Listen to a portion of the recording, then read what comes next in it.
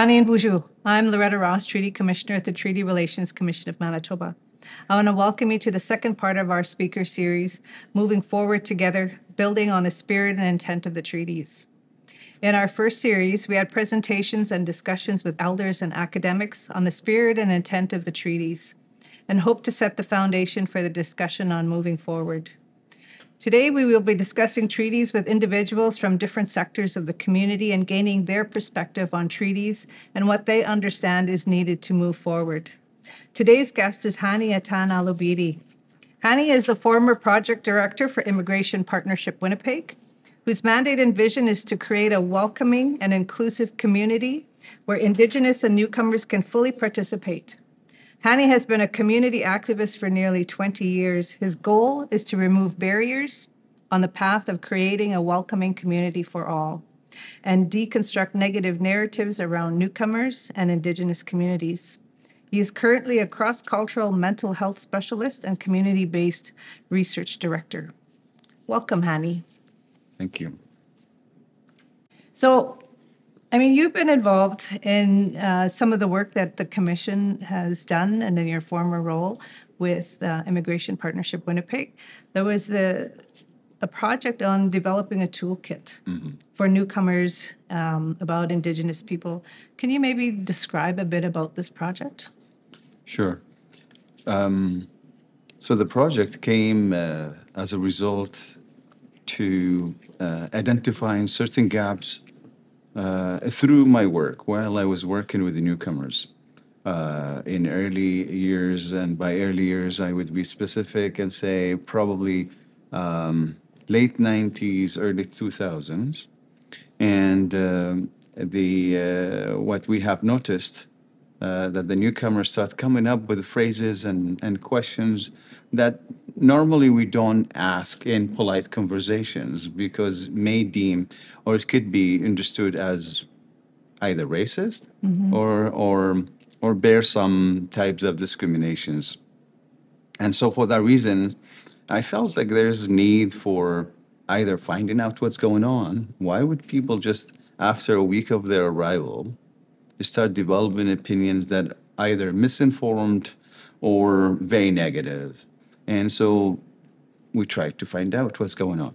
And obviously, when you do a very specific job, you would not have the chance to explore it, and you have the capacity in terms of research and engaging people in that type of work to find out what's actually going on.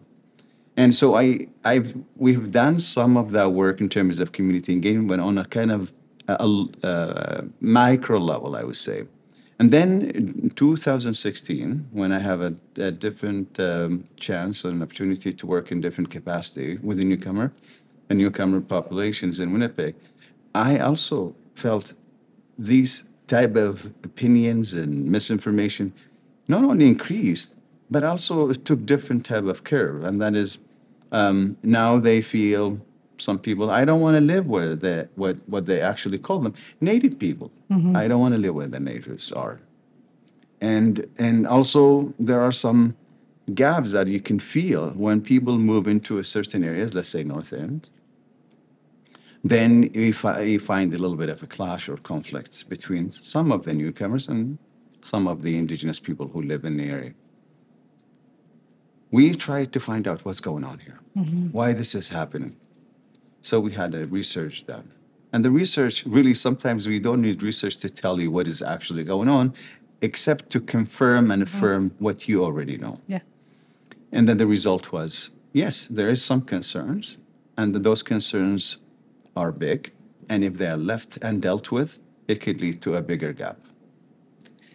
So, when as a newcomer coming to Canada and coming to Manitoba, is there a lot of information that you receive about First Nations people, about Indigenous people in Canada or different parts of Canada? Well, to be perfectly clear, I can speak for myself and the people that I know. When before arrival, we had zero information about Indigenous people. The only information we knew about Indigenous people is through the TV, media, movies. And these images in the movies are not necessarily attractive or positive about the indigenous people. And so this is the only information we had. And also we didn't have the interest or the need to pursue such a thing. So we came to this country, to Canada, and we felt, you know what, my focus is how do you get education, employment, and establish a family possibly down the road. And none of your immediate goals would capture the curiosity about indigenous people or their cultures. So we don't have the information on an individual level based on personal curiosity or so on, or an organized method in terms of orientation being prepared and delivered to us prior to arrival. And therefore, our information is not only limited, non-existent. And so we came, we noticed, we observed what's going on, and some of us build those negative opinions about indigenous people, and some of us just became indifferent and moved on. And that's the current harsh reality, unfortunately. Well, not the current, but I would say the reality when I arrived, and that's many years back. Now it's a little bit different story.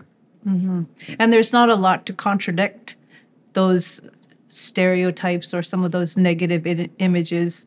And things are changing. But I mean, for the longest time, there probably wasn't much, or was there much to contradict and help to form a more fuller understanding and appreciation of the original peoples? It's very correct. Absolutely. It is one, as I said, there is no much of information to start with, and two, no much of motivation to learn, and there is no organized way of delivering, let's say, an orientation or an educational session. So you're left on your own, basically, and whatever you can form of opinions is really your own endeavor, I would say. So yes, like there's a huge, I would say there's a huge need for some sort of package of information or whatever you want to call it, orientation or info session for newcomers to at least have the chance to learn about the basics of about the indigenous people of this land. And one would expect that to happen prior arrival, but we didn't have the chance to learn about these things. So, And so the toolkit, thus comes along the toolkit and the need for the toolkit. And so tell us a little bit more about how the toolkit is laid out and how development went into its creation. so look, the toolkit, I think it is based on the things that we just mentioned, which is the real need to learn about indigenous people. Why? For very practical reasons. Practical reasons are if newcomers continue to come to this country and settle in this country and with zero information about indigenous people, in Winnipeg, we will have bigger number of like misinformed people who share the very same space with indigenous people. Well, think about it. Is that an inclusive, is that a cohesive society, or very divisive and probably problematic down the road? And so for that practical reason, one needs to act and do something about it. The toolkit is really an educational tool to educate ourselves as a newcomers, but also the larger society. Because my friends who are born and raised in this country, they don't know more than I actually do about the indigenous people. Why? Because they didn't have the chance to learn either in school. And nowadays it's different, but I'm talking about the people in their 40s probably now and older. So that's one thing, and that is essential. But the toolkit, the reason for the toolkit is for us to educate ourselves so we can coexist in peace and also call ourselves citizens of this land and do something about something like living and sharing the space with people, and especially the people of the land, the first people of the land.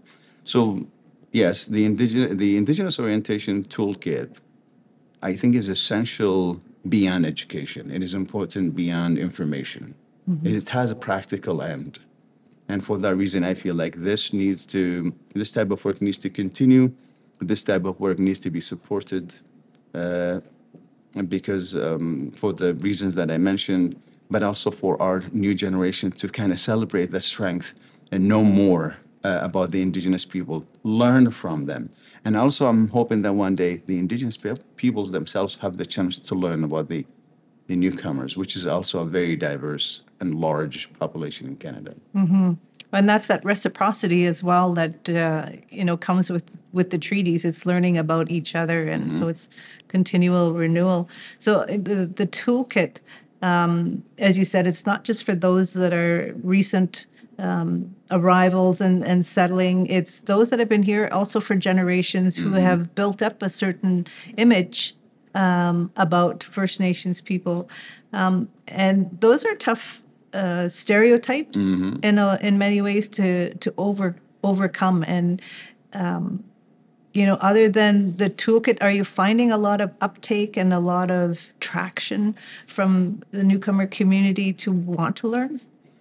Look, I think from my experience working with the newcomers, but also myself being as a newcomer, there's as if it is a natural tendency to build on the curiosity that one can trigger in a newcomer population towards indigenous people.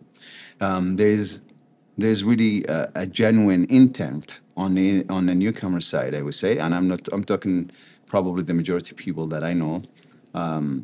They would really want to learn more about indigenous people because for one simple reason: the minute that they learn that this land actually is the land of the indigenous people, they start asking questions. So what's going on? Why do I see people who are in need and staggering around Main Street and Central Park area and so on and so forth? What's going on here? If this is their land, how come this is happening? Lots of people ask these questions, and that positive curiosity get triggered. And for that, one would say, okay, a positive answer is needed. It's an opportunity. I see it as an opportunity, and that's why I don't struggle with people when they struggle so much trying to define reconciliation. And to me, I say, you don't have to worry about the definition for now. You know why. You ask yourself, why do we need reconciliation? And if you know why, then start doing whatever you can. Even the smallest thing, which is curiosity. And I think that exists now in the newcomer population, which is very positive. So, I mean, it kind of segues into my next question in terms of how do we build bridges, or why do you think it's so important to build bridges between newcomers and the Indigenous communities? So again, maybe for practical, very pragmatic reasons, I would say, look, if I have children and I want them to live on this land, it only makes sense that my children will live in a peaceful manner, in a just way, and an informative way with the rest of the people that they share the place with. Let alone the moral and the ethical responsibility that I think is huge to talk about, is really large. And it probably needs days to finish talking about it. And that is we, the beneficiaries, the newcomers and non-newcomers, all comers and the newcomers, we are the beneficiaries of treaties. We're the beneficiaries of the privileges associated to being on this land. And for that reason, it only makes sense that we take also develop some sense of responsibility towards that. You cannot possibly just be privileged to live on a land like this and you call yourself citizen or community member without developing that sense of responsibility as to how this is happening. This happened and we arrived to this conclusion. And that's why, to me, I find it is very ethically challenging to walk down Main Street or go to the Central Park and all that, and you see some of the indigenous members being in a very, very deplorable situation due to some socioeconomic and intergeneration trauma related to past injustices or harm. You can't walk away from that. You cannot say, I have nothing to do with that. We have responsibility towards that simply because we share the same community, same society, same nation. Do you see a lot of commonalities between newcomers and First Nations people or Indigenous people in general? Yes, there are lots of commonalities, and those commonalities act as a bridge or bridges through which relationships and all reconciliation efforts can be made. I'll give you an example. Lots of the newcomer refugees that I worked with, I came into contact with. Many of them celebrate the fact that they have oral tradition, storytelling, the concept of family and the extended family. All of these elements exist in the indigenous tradition, which they are existed in the many of the newcomer traditions. And so when the minute a conversation or a space is given for a conversation to happen, you find a newcomer and indigenous person, they click in easy. And an empathy, a genuine empathy starts to build. And how do we know that? We've been doing it for years.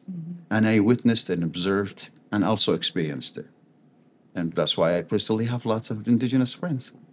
And I call them friends because I wasn't afraid to take that step towards this genuine conversation. And through that genuine conversation, we found out that we have lots in common and many, many different ways of connection. So, yes. So, what is your understanding of the treaties and the treaty relationship? And how do you see that as maybe helping to continue to educate, to get over perhaps some of the fear that stereotypes often leave, within us? Does that understanding of the treaties help to overcome some of that fear and work to build curiosity rather than to say that's not my problem? Right. I think the way I understood treaty or treaties is I see them as promises. And in many cultures, including the one that I belong to, I was reading about our own heritage and tradition, and I found out that actually there's the covenant. Like when you make a covenant or promise, you better stick to it. You better stick to it. You cannot possibly deviate from that. And if you deviate from that, it is in itself would constitute that characteristic of deviation from that promise delivery. It will put you in a category of hypocrisy. And I found it was striking to me, and I was thinking, wow, there's actually ethical responsibility attached to not only knowing what the treaty is all about, but also acting on them and delivering the promises that attach to it. So my hope is we as a society, the Canadian society, I hope one day we will, and I think that I see lots of people, which is very promising, very positive, start to pay attention to these type of things, the way that I just described, and they are wanting to, genuinely wanting to know more, so they can do more in terms of reconciliation, in terms of connection, also understanding what the treaty is all about. So my hope is that we will understand treaties beyond just an agreement or just a piece of paper between two groups of people and is old. I don't see it as an old. I see it as a living document, a living promise that impacts us all. And in order for us to know what that impact is all about, we need to understand it. And in order for us to understand it, we need to educate ourselves. And in order for us to be educated, we need to open a space for the Indigenous people to educate us on what the treaty is all about. But we need to take responsibility towards that learning process. And I think some of that is happening, and I'm feeling very positive about it. That was kind of leading to, my next question in terms of the change or the progress or the improvements that are being made in your community, in the newcomers community, towards their view of Indigenous peoples. I mean, the view is one thing, and then it's taking that action, right? It's going to the next step and making friends or working in the community, even if it's your own community, to raise awareness. Do you see positive change occurring? Short answer is yes. The long answer, of course, we need days to explain what that means. But in short, I would say newcomers, they want to learn more. That's for sure. There's a real and genuine curiosity about that. They want to learn more. They want to learn more about the past. They want to learn more about treaties. They want to learn more about their responsibilities because now they are feeling, you know what? I'm sorry that I'm living on this land, and I hear that. I hear this comment just recently from a newcomer person. They were apologizing for not knowing, and I think one would think, you know what? We need to come up with a way that allow a better, a healthier dialogue in nationwide, where we all can talk about what does positive change look like for all of us. And I think we have so many opportunities to make that happen. And so, to answer your question, yes, I see the number of newcomers wanting to learn is getting bigger and bigger. Also, non-newcomers, also, I see them joining into the conversation, which is absolutely fabulous. I see a real curiosity, a genuine intent in terms of learning. But there's also some inhibition or some hesitation because that feeling of feeling guilty, ashamed, and so on and so forth. I think we need to create a space where people they feel they're part of a conversation that is a learning conversation. So we all learn, and not to feel guilty if you miss a specific part of the answer or you don't formulate the question in a certain way. But we're still in the beginning of a very long path, I would say. The newcomers are very curious. The newcomers are very willing to learn, and they're taking steps towards that. So I'm very, very positive about it. Do you find, like you had mentioned that before you came, there's certain images and certain stereotypes about First Nation people or Indigenous people. Is that a place, and do you see a lot of work happening at that end? And is that an area perhaps where we can start focusing? I mean, the toolkit is for once you're here. Yeah. And there's more and more stuff for that. It's kind of a two-part question. One is there things that we can be doing before you come? And secondly, is some of those that are already here talking to family and friends or people that are coming, is that another way that education or creating change and positive relations can be done or is being done? Right. So far, I don't think we have pre-arrival comprehensive orientation or info sessions done to newcomers or offered to newcomers about the Indigenous peoples in Canada. So that's probably, if there's something, probably there's a little on a smaller scale. But what we need something that in a form of celebration, to celebrate the cultures and what the Indigenous people's tradition is all about, and allow newcomers and also the countries where the newcomers exist or lived to know about Indigenous people. And I think Canada is trying. I feel like there's some attempts that for us as a nation trying to kind of now celebrating what Indigenous peoples and traditions all about. We have lots to do, obviously. We still didn't start, I would think. These are just probably glimpses of hope, but the real work is still ahead. So yes, we need something pre-arrival. Canada is receiving hundreds of thousands of newcomers. They are not only refugees. The refugees is a very small, tiny percentage of the newcomers, but I would say in a matter of maybe 3-4 years, you will have over 1 million people arriving, and that's a positive thing because Canada needs people for many different economic reasons. But to go back to the very point that he made, and that is, do we need pre-arrival orientation? Yes. Why? Because the number of people who need it is really large, and they will end up coming here. That's very simple equation. And two is this second thing, that what we're doing here after arrival is good, but there's lots of work is needed to happen to even enlarge it and make it bigger and possibly reach wider and larger number of people.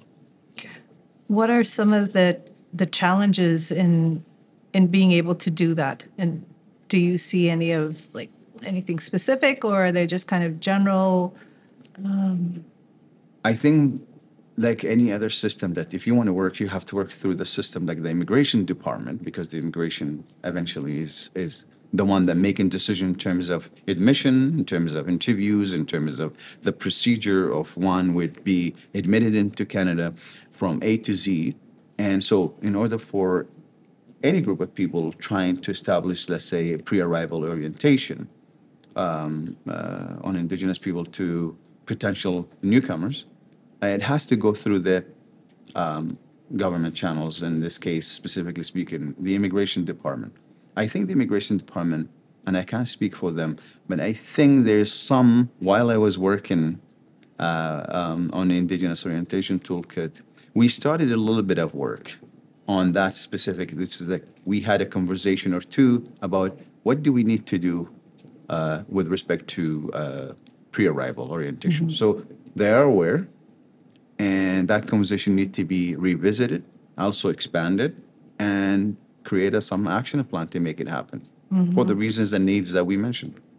So, I mean, there was some really great work done with respect to the toolkit. And I mean, there's no uniform process or comprehensive process across the country to be able to have information like was done in the toolkit.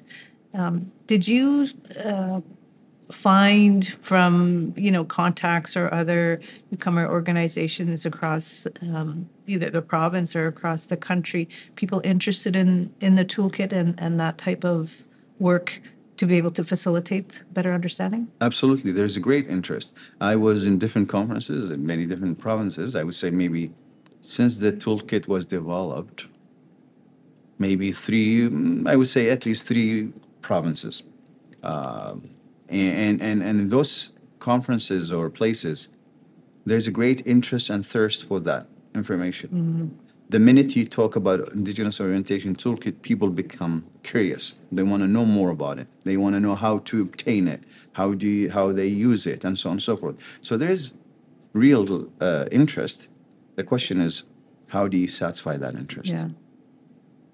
Yeah. And the toolkit, of course, is one tool, right? I mean, it's a tool. It's one process, and I know that you continue. You're not there anymore, so it's not fair to keep asking you questions about the toolkit and its success. But what other kinds of things are you involved with? Because people always say, "What can I do?" Right. What can I do? I can't develop a toolkit. I can perhaps attend a workshop but what other types of things either you can suggest to people, and what other things are you involved with? Because you've built quite a relationship with the Indigenous community, First Nation community, and work collaboratively on other things. Look, after I finished my work with this project, with the Indigenous Orientation Toolkit, and I moved on, and now it's a few years, right? I didn't stop just because it was a project.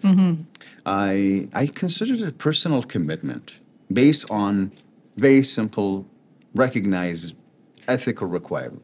It's as simple as this. As I said earlier, I'm the beneficiary of what the treaties in this land offer. I need to do something back. I need to offer something. I need to develop sense of responsibility, not only towards what happened to the Indigenous people, but also to the nation that I consider myself part of now. I'm a citizen of Canada. What does that actually mean? What do I need to do? So what did I do? I'm still having connection to my Indigenous friends and others, and those people are active. The people that I'm connected with, they're action oriented. They don't just sit in long meetings and they produce nothing. They are people who sit in meetings and thinking, what do I need to do next in terms of action? So the example of that, Turtle Island Project, developed by Indigenous members. I supported that work, brought the immigration perspective, or the immigrants, the newcomer perspective to it, to enhance it, because the immigration obviously provide a larger number of people coming to Canada, and these are potential citizens, and then they will be interacting with Indigenous people. So that is an example of action-based, I would say, personal endeavor, I would say. And so The project is taken off, is delivered, people are benefiting from it, and it is not necessarily organized or hosted by a specific organization. It's just a group of indigenous members, in addition to a few friends, sat together, put in another form of educational toolkit, I would say, but it's experiential one. And probably I'm going to get engaged in different ones. And I do that besides my own job, my other job, and being a family man and so on and so forth. The reason for it, simply because we need to continue the work that we need to continue. And that's essential. One of the elders that I work with, have the fortune of working with, say that treaty is, you live treaty every day, right? It's not an intellectual exercise that we learn about in the classroom. It's not only the experiential experiences that we have and learn. It's living every day. So it kind of goes to what you're talking about as well, with that responsibility to ensure that I'm doing well, but I'm also ensuring that other people are doing well. My treaty partner, right? And That's right. as newcomers become a treaty partner, you've signed on to this because you've come to these lands and these territories. So it's incumbent upon you to learn about it, and you have to fit it into your busy schedule, as you've described with yours. But it's getting people to understand that and to overcome some of those fears The as good well. thing is now the citizenship oath for the newcomers includes some reference to treaties, right? And that's good. So ask them, what does that mean? What do you need to do after that? Yeah, and I guess that's another question. Do you think, I mean, that's very recent, right? That's very in the recent. last little while. So it's kind of hard to gauge Yeah. the impact. But I mean, it creates the question, well, what is that all about? And what does that mean? That's right. I think my hope is we don't stay in the cliches and just words. People need to understand what they say and what they're committing themselves to. And that's the sense of responsibility. The privilege is to live on a land like this one. The sense of responsibility is doing something about harms that are associated with past injustices or whatever you want to call them. But you need, and then also to contribute to improve the current situation, whether for the indigenous people or others, but working together, because we all exist in one society. As simple as this.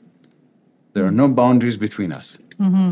Exactly. We have to see each other at Tim Hortons or at the Forks or wherever. Yeah, It's you work to understand. share the cake, at least share the praise about who cooks it, right? Great. Yeah. One of the, I don't know if we would call it a slogan, but one of the phrases we often talk about when we talk about treaties and bringing people in is the idea that we're all treaty people. And I don't know if that's caught on yet in the newcomer society, or if there's conversation about, well, what does that mean? Or if there's even a response to it, because it's intended to be inclusive, right? It's bringing us all into this relationship. And what is your sense of that? I would say, realistically speaking, I don't think the newcomers is quite there yet. Why, in terms of we're all treaty people.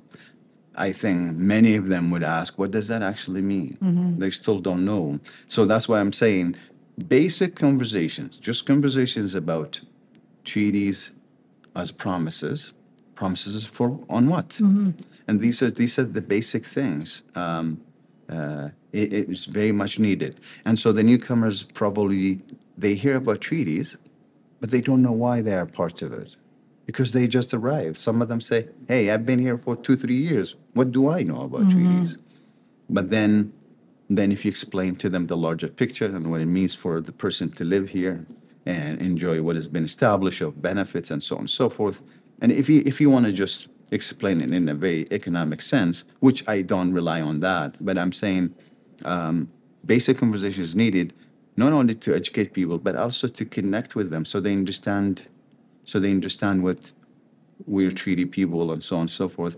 They understand it from personal perspective, not necessarily from academic or historical or fact-based research or so on and so forth. But we're talking about I'm connecting with the piece of information, or now it makes sense to me, and now I'm going to do something about it. As simple as this. And many of them are getting it, but we're still in the beginning. Yeah. And I think there's a lot of reciprocal education that needs to happen. I've heard on occasion, I'm here and I'm working so hard to make a good life Yeah. for myself, and why can't the First Nation people? Or I hear, from First Nation people, we have newcomers and they're entitled and they have all Yes. of this opportunity that's provided to them, Yes. and we're forgotten about. Right. And so, it's kind of two sides of the same coin in many ways, but there's Yes. still a lot, I think, that needs to happen between the respective communities. Absolutely. And I think if you leave people on their own to figure this out, it's good and bad. Yeah. Good because people will kind of find a way that connect with them. But it's bad because it's not organized or funded or supported or like it's not a systemic in it or systemized in a way that ensure good delivery and outcome. And for that reason, I feel it is an endeavor or a project that is supposed to engage government, civil society, community, and grassroots, all of us in it. Why? Because to keep that momentum going. So it's not left on Hani's will. Well, if Hani feels good today, he will do something about it. Well, if he gets a bigger job and he get busy, forget about all of the things. That's not sustainable way of doing things. The things that you mentioned in terms of stereotypes about from both sides, if you sit with them individually, they make sense. If I sit with a newcomer and listen to their logic towards individual, they make perfect sense. I'm not going to challenge them. Why I'm not going to challenge? Because they are factual. I'm not going to sit and say, look, what you see in Central Park or on Main Street is not true. You're imagining.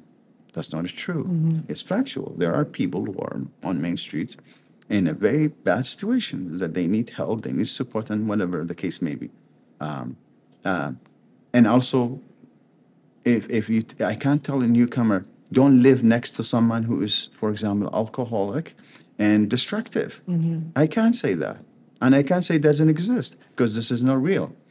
Now, if I go to the indigenous person and I sit with them and I say, well, you know what? You are right. The newcomers are getting support. Of course, different newcomers get different support, but you are right. These two stories, those two narratives, if they don't get a bridge, we will have problem. We'll have problems. The minute you bridge them, the empathy start to develop, understanding get bigger, and then they start saying, oh, that's why. So I saw that angle of the story, but I didn't see the other angle of it. And that's why conversation is very, very important to have, and that dialogue continue to happen. Because isolated narratives can be dangerous. Connected ones can make sense. And just, lastly, talking about the increase in newcomers coming over the next little while, up to 1 million people, and more and more, there's some sense of urgency in many ways to be able to start making those connections and building those bridges that need to occur. Absolutely. Because we all have to live here. We all have to share Work these. needs to happen yesterday, not today. Yeah. Like, work needs to happen. We don't have time to waste because decades passed already. So Yeah. we have lots to catch up on. So Exactly. Yeah. Well, Miigwech, thank you so much, Hani, for coming and sharing your experience and your knowledge and your plans and the continued work that you're doing in building those bridges. I really appreciate you coming and sharing with us and spending that time to us. It's clear that there's so much we have to learn, in that treaty relationship, and building upon those to make a better place for everyone here. So, Miigwech, thank you again. Big wish to you, and also thank you very much. I want to say that people like you and your team not only encouraging for us as a newcomers to work, but also motivating. Also informative and welcoming. And the indigenous people, like, look, I worked with you before, and I worked with your team and other indigenous people. that sense of welcoming is huge, very important. This is so encouraging. It gives us that energy to keep learning more, doing more. And I think you, like, for that, I would say thank you because you're doing that silent action, I would say. Because the action of encouraging, the action of welcoming, the action of sharing, and through that we are start to produce something that is useful not only to ourselves but to the society and including, of course, the indigenous community. So thank you again. Yeah. Wonderful. Miigwech. Thank you.